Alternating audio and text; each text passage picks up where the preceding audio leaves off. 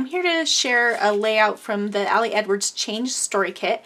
I used her digital PNG file to cut it out on my silhouette, and I also added the words reach and rise, and I'll talk more about that when I get into the video. I also printed my photo with text already on it, and you can make yourself a longer photo if you just print horizontally instead of vertically, so that's what I did here. So it's going to take up a lot of the page.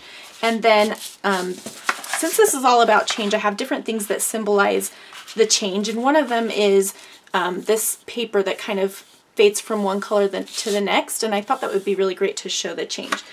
And then I'm also going to include some butterflies because that's very representative of change too. And I really quickly want to just show you some of the things in the kit that I'm going to be using. So these are little gray word stickers. There's some puffy stickers, chipboard stars or asterisks, these circles, which I definitely plan to use. There's some little wood words you can see there. There's a big word change, but I'm not going to be using that since I cut it out on my silhouette already. And then there are a bunch of cards which are super cool. I love this, nothing changes if nothing changes. And then there's some 4x6 cards that have quotes on them, and I love this one. Ah, yeah, change is coming. Hold on for the ride. Anyway, so I'm going to go ahead and put you on fast forward and show you how I'm going to work through this layout. So first thing I'm going to do is just trim off the top of that white cardstock because I ripped it from a paper pad. And then I'm cutting down my photo, and I printed it with crop marks so I knew where to cut because the one side was white. And then I'm going to place it on my background, and I want this to go from yellow to pink to dark pink. I wanted each word to have a different color that was kind of highlighted, and so I'm just cutting this paper by Paige Evans for Pink Paislee, and so it looks the way I want it to, and I'm just going to stick it behind the cardstock. So now I'm kind of playing with what I want to do. Before I started the video, I picked out the phrases that most worked with kind of the theme and my story, and I'll read you the journaling in a little bit. But so I already knew I wanted to use pink and yellow, and so I found a paper that matched that. So I'm thinking about using one of the words, the wood words, underneath the title because change hangs down, the G hangs down, and so there's a space right there, and I don't want to leave that space open. It feels empty and weird. So I'm thinking about that right now, and now I'm cutting out some butterflies.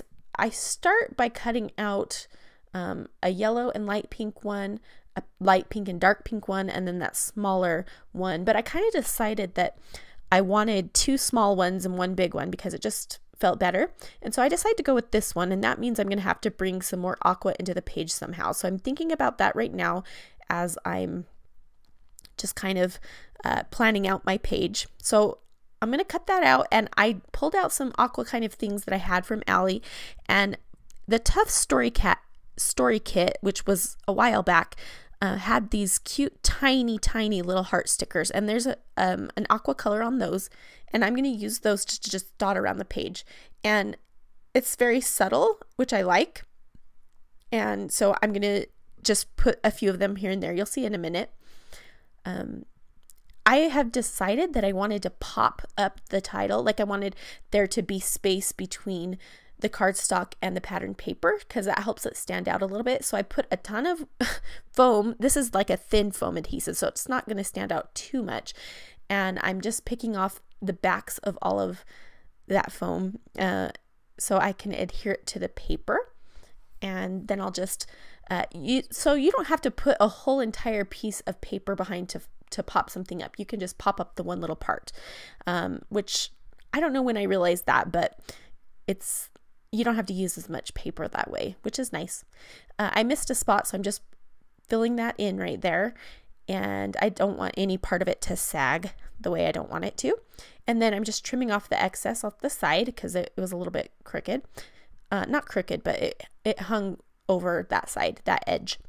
So now I'm playing with the circles, and what I'm going to do is kind of this triangle, and it's kind of bouncing back and forth, and then there's going to be a butterfly in each with each one, and then I'm going to put some of these little tiny hearts with each one. So I'm going to start gluing things down because I think it's time to commit. So I'm putting my photo down and I'm just centering it, and whenever I do layouts where there's stuff that's reaching almost the top and almost the bottom, I like to make it so there's an equal amount of distance from the topmost thing, which in this case is the word reach, and the edge of the paper, and then on the bottom it will be the yellow circle to the edge of the paper, and I try to make that equal distance. So I've decided to put my entire layout on this black and white striped background. That's a Felicity Jane paper, and I just felt like it needed a border, and I really like the contrast of the black with the bright colors that are in the title and that are in the circles that I'm going to put on there. So now I'm going to adhere everything. I'll do the circles, and then I'll do the butterflies, and then I'll do the little hearts. And while I'm doing that, I'm going to read my journaling to you really quick, and then it's almost the end of the page, so you can kind of see what I'm doing as I read. So it says, 2017 was a hard year. That's actually an understatement. I chose the word reach to help me through it, to motivate me to reach out for help. I have pushed my negative emotions down for as long as I can remember, and I wanted to reach down and pull them to the surface, to deal with them rather than pile them up, to reach deep down within myself and find the strength and goodness that resides there. Because 2018 is my year to rise, to grab that helping hand I've been reaching for and rise up to my potential, to let those emotions rise up when I feel them, to rise up to the occasion, to rise so that I can be the hand that others reach for. I want that desperately, and that means that I'm changing a lot. I'm already a different person than I was 2 years ago. So different, because I'm letting those feelings rise, allowing myself to feel them, good or bad. Change isn't always easy, and I will fully admit that I am a much more emotional person, but opening the bottle that held so many things has lifted a huge burden from me. It's so absolutely freeing. I'm becoming someone who is emotionally stable. I'm becoming more whole. So I'm reaching, I'm rising, and I'm changing, and it's all good. So you can see how the journaling really ties in with the layout. And again, I think I said this at the beginning, but I really like the little symbolism in my embellishments when like with the butterflies that are obviously indicative of change, and then the change of color under the title. And so I really like that. I also felt that it needed a little something to the left of the photo. And so I'm going, on the left upper side. So what you just saw me do is put on some washi tape, and it's just white washi tape. So it's really super subtle, but it just gives it a little something. And I really like the way it looks. So I'm still struggling with whether or not I want to use the word this. That's my friend CJ's arm that's trying to help me decide. She was saying that the wood just didn't look great with this, and I kind of agree, and it's just a lot of words. And so I was thinking about what I could do and looking at some of my other stickers, and nothing was really standing out to me. But I realized I needed to stamp the date somewhere, so I'm going to stamp the date underneath the word change, and that becomes the perfect little way to fill that space. So I'm just going to ink it up once and then stamp it several times, so it kind of gives that ghosting effect. And I'm using Ali Edwards Black Butte ink, and then just a regular roller date stamp. I think that one's from Pebbles, but of course you can find those anywhere. And then as a final touch, I'm going to sprinkle around some Heidi Swapp Gold Color Shine, and you have to shake that up like crazy because the pigment settles at the bottom, so you want to make sure that there's nothing on the bottom when you start doing it, or you're going to get weird little circles around your dots. So I'm just kind of sprinkling these around the butterflies too, and I really like the way it adds to the clusters. And then I sprinkle some at the bottom, and I really love the way this dries on my glossy photo paper, and so I put some on the photo in that empty white space. And now I'm just adding a few more dots where I want them that they didn't land.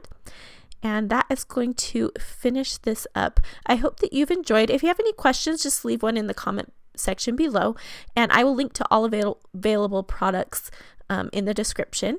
And be sure to head over to aliedwards.com if you want to get your hands on this kit before the new one comes out next month. And again, I'll leave a link for that. Thanks so much for watching, and I hope to see you again soon.